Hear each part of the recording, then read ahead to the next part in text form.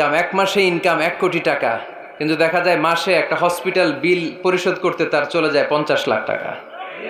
আছে না নাই?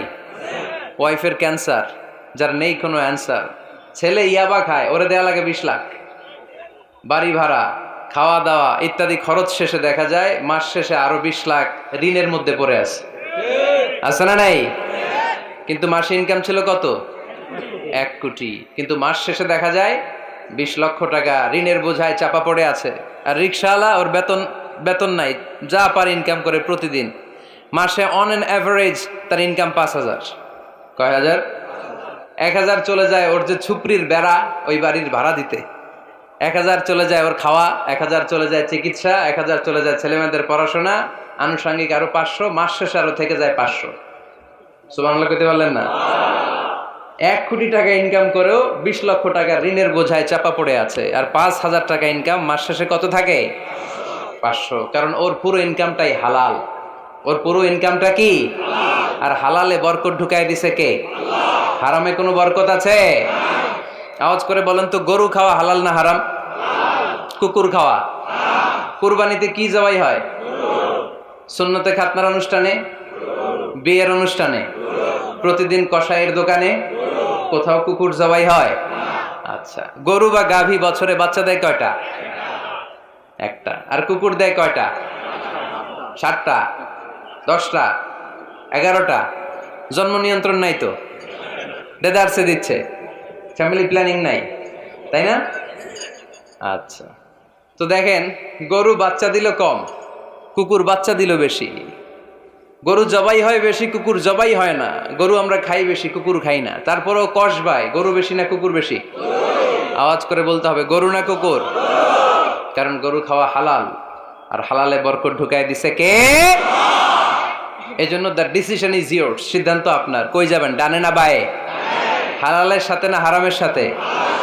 হালালটা হচ্ছে পরিবেশ বান্ধব। হালালটা কি? Eco friendly. এটা পরিবেশ বান্ধব, এটা স্বাস্থ্যকর, এটা রুচিসম্মত, এটার মধ্যে কোনো ঝামেলা নাই, এটাতে কোনো ভেজাল নাই। হালালে থাকলেই লাভ, যদিও অল্প। সুবহানাল্লাহ পড়েন। এজন্য রাব্বুল আলামিন বলেন, ইয়া আইয়ুহান নাসু কুলু মিম্মা ফিল আরদি হালালান তাইয়্যিবা ওয়া লা তাত্তাবিউ খুতুওয়াতিশ শাইতান ইন্নাহু লাকুম আদুউম মুবিন। ও হয় মানুষেরা, শোনো শোনো, এই জমিনের ভেতরে যেটাকে আমি হালাল করেছি, যেটাকে আমি পবিত্র করেছি, ওইটা খাও, ওইটা গ্রহণ করো। হারাম খেও না, হারাম অর্জন করো না, হারামের কাছেও যেও না। শয়তানের পদাঙ্ক অনুসরণ করো না। জেনে রেখো, শয়তান হলো তোমাদের প্রকাশ্য দুশমন। ঠিক কিনা? আদুউম মুবিন। শয়তান আমাদের প্রকাশ্য দুশমন। সে হারামকে আমাদের কাছে চাকচিক্যময় করে তোলে। সে বুঝাতে চায় হারামের মধ্যে আরাম। আসলে হারামে আরাম আছে, হালালের মধ্যে বরকত। এজন্য আমরা সবসময় হালাল অবলম্বন করব। রাজি আছেন তো? কিন্তু আমরা যদি আমাদেরকে প্রশ্ন করি, আমাদের ব্যবসায়, আমাদের চাকরিতে, আমাদের লাইফ লিডিং সিস্টেমে আমরা কি শুধু হালাল খাই? কি খাই?